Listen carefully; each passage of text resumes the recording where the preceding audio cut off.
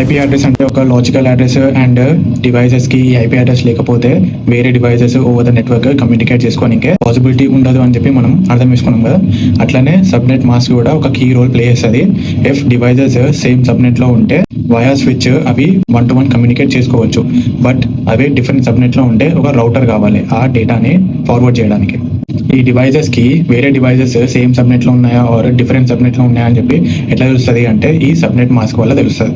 Just like IP address 32 bits ఉంటుంది కదా, ఈ సబ్నెట్ మాస్క్ కూడా 32 బిట్స్ ఉంటుంది. సో యూజువల్గా ఐపీ అడ్రస్లో network portion and host portion అని 2 పోర్షన్స్ ఉంటాయి. నెట్వర్క్ పోర్షన్ అంటే ఒక పర్టికులర్ నెట్వర్క్ని డిఫైన్ చేస్తుంది. అండ్ ఆల్సో హోస్ట్ పోర్షన్ అంటే ఆ పర్టికులర్ నెట్వర్క్లో ఈ డివైస్కి ఏ నెంబర్ అసైన్ అయిందని చెప్పి డిఫైన్ చేస్తుంది. అండ్ ఏది నెట్వర్క్ పోర్షన్ ఏది హోస్ట్ పోర్షన్ అని చెప్పి నెట్ మాస్క్ డిఫైన్ చేస్తుంది.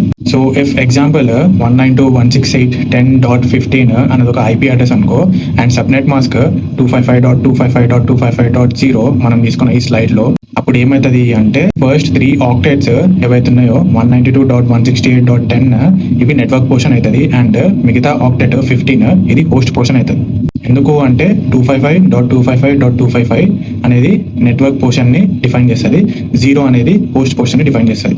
సో ఇట్లా సబ్నెట్ బట్టి IP address A network and A number అనేది మనము అర్థం చేసుకోవచ్చు.